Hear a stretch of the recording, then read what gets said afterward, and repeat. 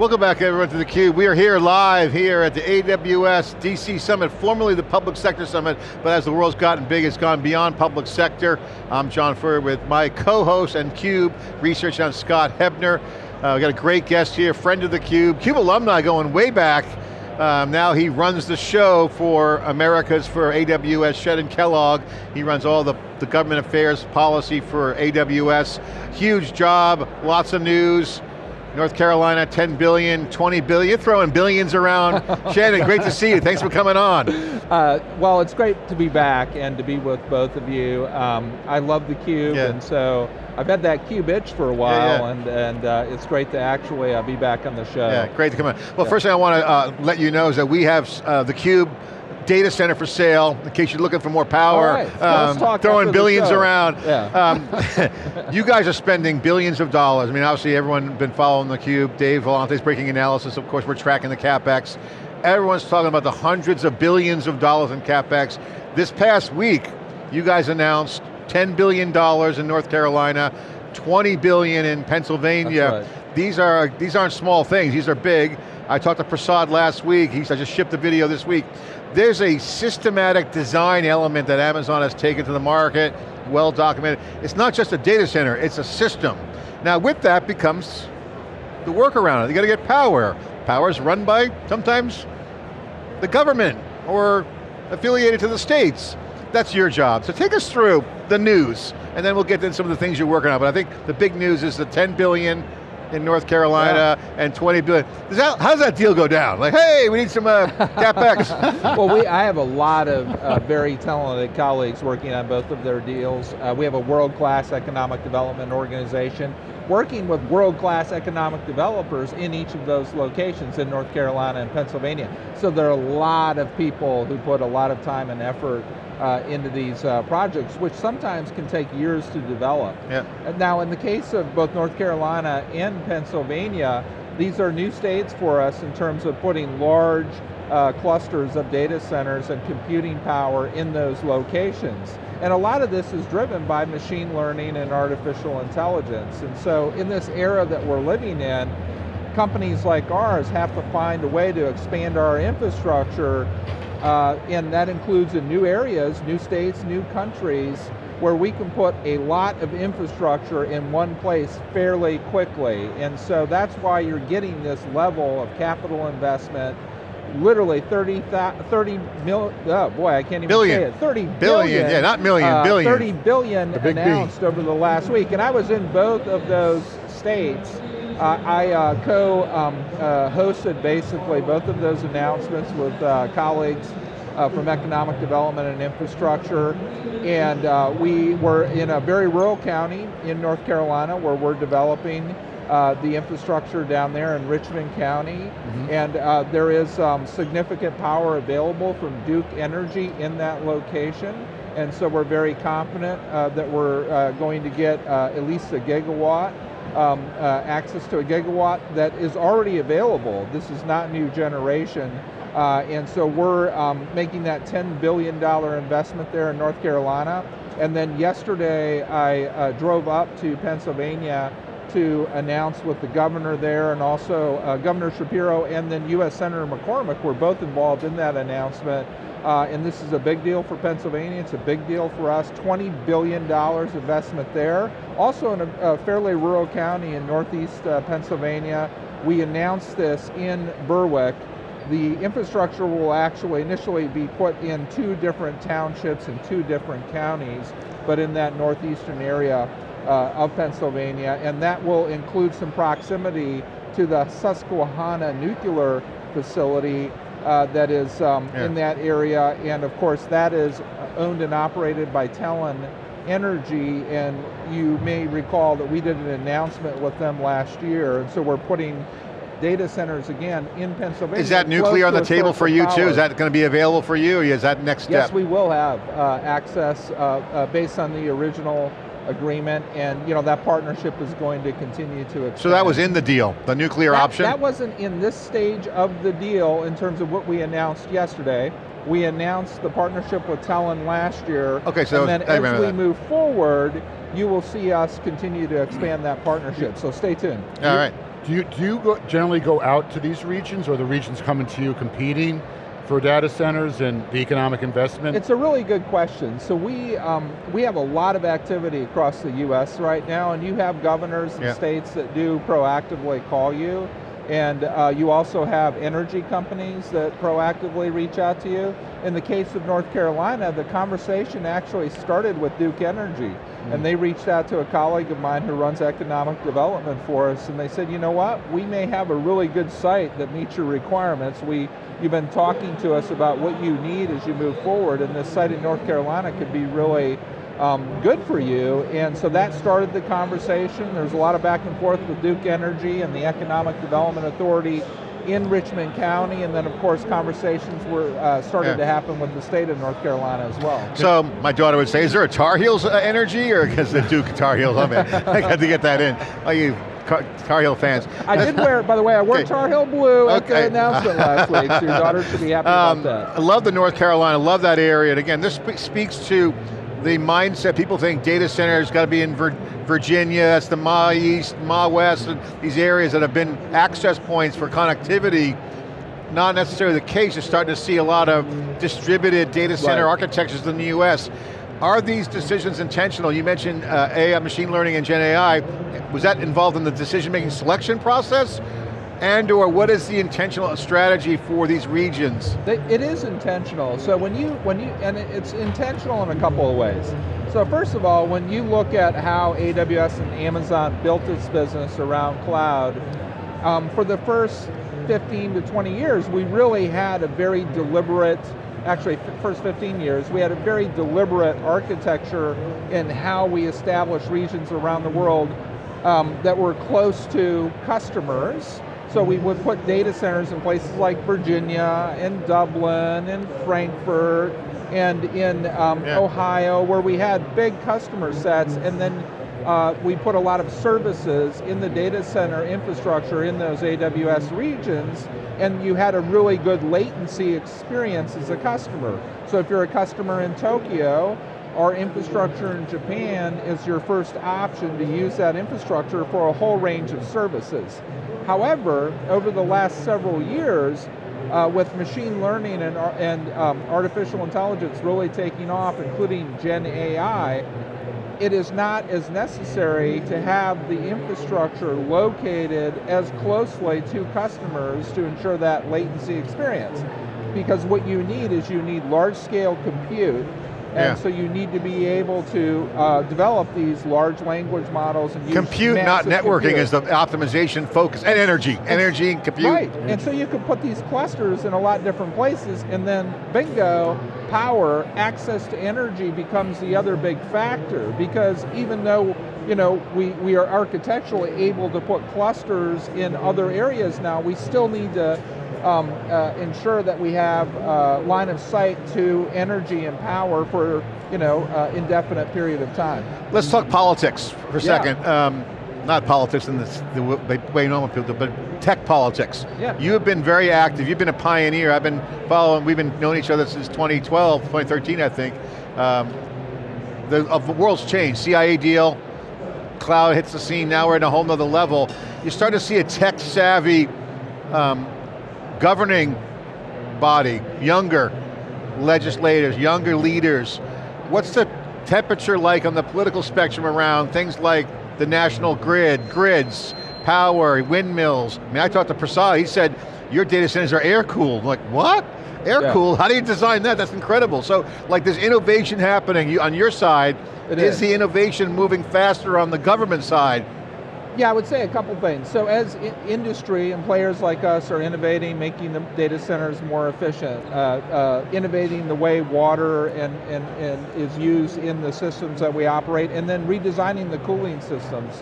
All that innovation is going on. The chips are becoming more efficient. There's just a ton of innovation going on in industry. Government realizes that it has to do a few things in order to enable the innovation and the U.S. leadership that people in this country want to see, right?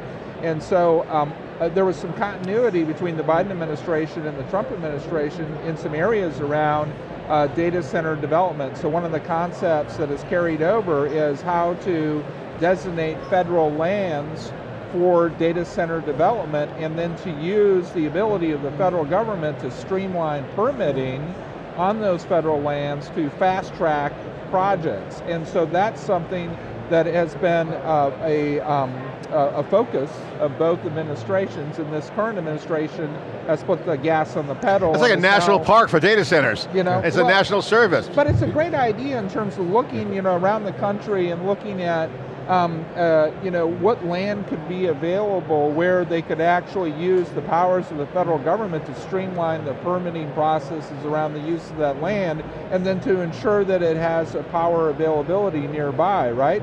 And so it's a great concept, and one that both administrations have pursued. This administration is also really expanding what it's trying to do around the availability of energy, both in the next few years as well as long term.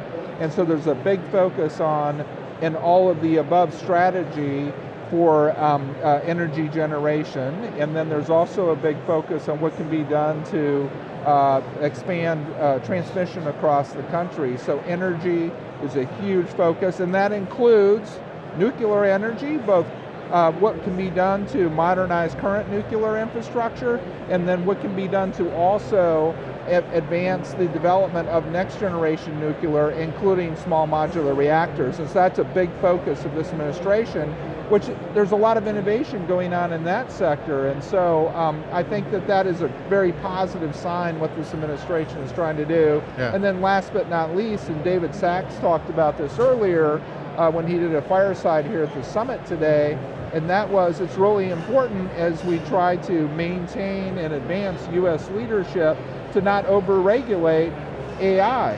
You have, and he pointed this out, states now are considering just about 1,000 different legislative proposals, and my team has to focus and work on all of those across the country. So we see it, and there's a lot of attempts to try to regulate the technology. It's very early days. Don't regulate, it won't grow as fast. You just stole my question. Yes, sir. I was going to ask you about the regulatory landscape is getting easier or harder to navigate. And if I understand correctly, in the bill, the so-called BBB, there is a provision in there that's going to try to limit all the fragmentation of the AI regulations across the states. Right. Is that part of the energy policy to support these large data centers? So there has been an effort by Congress, certain members of Congress, to put a moratorium on state level legislation, and we haven't taken a public position on whether or not that language should be in the bill. But look, the concept of trying to figure out how to advance a federal standard is important, right? Because there should be a federal standard. If we're going to have some level of regulation, let's create one federal standard to do that. But in the absence of a federal standard, states are going to legislate and are going to pursue different types of regulation. And so to me, it's a joint responsibility. One, for states to maybe slow down a little bit, take more time to figure out what makes sense and what doesn't make sense to preserve US leadership in AI so as to not overregulate. And by the way, to also enable states to enjoy the benefits of AI development and innovation in the US, because as we were talking about earlier, states are attracting in lots of investment from companies like ours to develop AI. So states have a real benefit of creating a regulatory environment that is a reasonable regulatory environment. But Congress needs to act too. The moratorium proposes a 10-year moratorium. But should we wait 10 years? I mean, can states really What's your take? You've seen the internet. So, I mean, the internet did a good job. The US did a good job with the web. The policy was solid. Let it innovation, keep it open. What's your view on what's the general common sense view for AI? Let it rain, let chaos reign, then reign in the chaos? We've always acknowledged that when you look at generative AI, there needs to be guardrails in place. And we put out ideas in the past. We were one of the companies that signed up early for the White House commitments during the Biden administration around generative AI. So we believe that there should be guardrails. Now there's a lot of law that exists today already both domestically and internationally. So let's make sure that we're leveraging current law and enforcing current law before we start developing a whole patchwork of new ones, right? Shannon, I got to tap your expertise, because I know you got the Amazon position, which is cool, but as an individual, take your Amazon hat off, put your Shannon Kellogg hat on.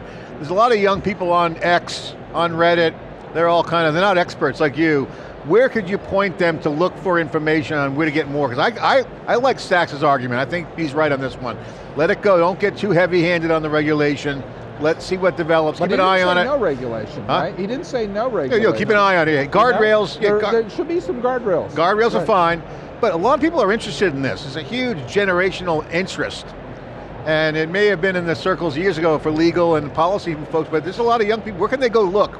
Threads they can go look at, sources. What would you share for folks who want to get informed on how to bone up on AI and the ethics and the legislation policies around it? Yeah. First of all, watch your show. I mean, that's obviously, the answer. Sounds like we got a sponsor. AWS, AI. But other than watch your show, I think there are lots of different sources of information out there. Lots of people are writing about this subject, both in the press, but also you have a lot of industry groups and trade associations.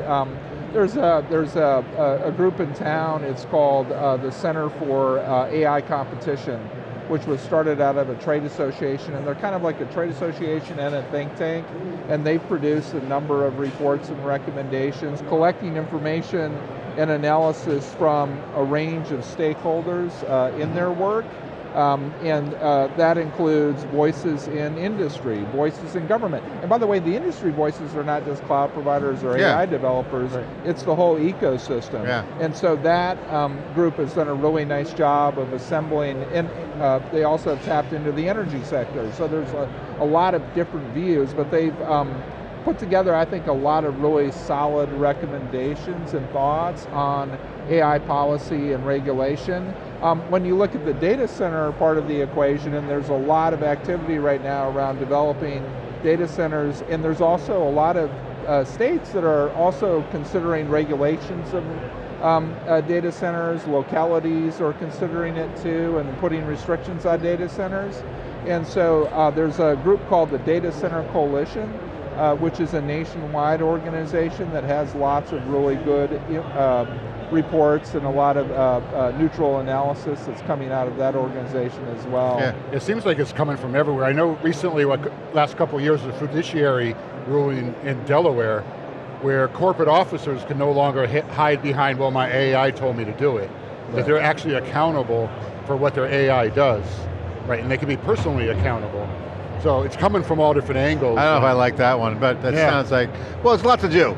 Shannon, I got to ask you but there are a lot of various ideas out there, and that's the thing, is like if there isn't some kind of federal preemptive legislation, you're going to get 1,000 flowers blooming here. Well, maybe 10,000, right? So no, we're going to do a lot of content. I'm just kidding about the sponsor, but we are going to have a whole show on, not AI ethics, I don't even know what to call it, but AI, global AI, because there's legislation input, there's community input, and now everyone's a lot more interest. It's not like some corner tech lobbying thing, it's transparent, it's wide open. Well, I have a colleague, her name is Nicole Foster, who's our global AI policy and regulatory director, and so she spends most of her day, not all of her day, but most of her day on issues like that globally, including getting into some of the AI safety and ethics issues. So she'd be a great person to interview as well. Because people are throwing a lot of money at this thing from many different, not optimized angles. There's inherent incumbent, so.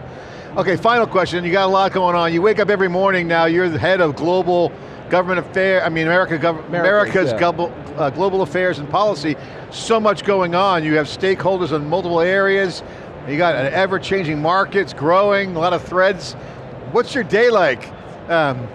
Is it a crisis every day, or is there some big meaty things you work on every day? I joke that I wake up every morning and there's a flashing neon sign sitting above my bed, and it says, generative AI equals more infrastructure equals more energy. And those three buckets make up a lot of my day. AI policy, so not just what happens in terms of spurring the development of AI, but what could be the regulation of AI. Because if you regulate AI, as we were talking about in a way, it then actually quashes some of the infrastructure development and economic development, right? So that's a real healthy bucket of issues that we deal with every day. And then infrastructure expansion, we're doing a ton of it. I can tell you yesterday, my day was, I had to drive 4 hours from my house to Berwick, Pennsylvania. I landed there and basically started interviews at the moment I landed with press before our announcement. We then met with the governor of Pennsylvania and the US Senator from Pennsylvania, and a number of other stakeholders. We did the announcement, which was over an hour long. We did some more conversations and meetings and interviews, and then I drove 4 hours back to DC yesterday, and then I hosted a dinner with the press last night where we talked about AI policy, infrastructure expansion, including our recent announcements, and the third leg, or the third flashing box, which is energy. So we, like, those 3 issue areas make up a lot of my day every single day. It's certainly eating into your yoga. Yeah, my wife would agree with you.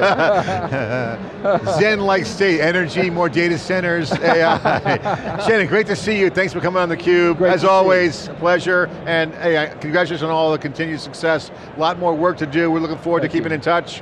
And of course, covering all the AI greatness. Thank you, great to see both of you, really appreciate it. Okay, we're bringing all the action here. A lot of policy, government interactions. This is really where technology is crossing over with money and impact all happening at once. It's happening right now. Of course, we're doing our job here in theCUBE. Thanks for watching.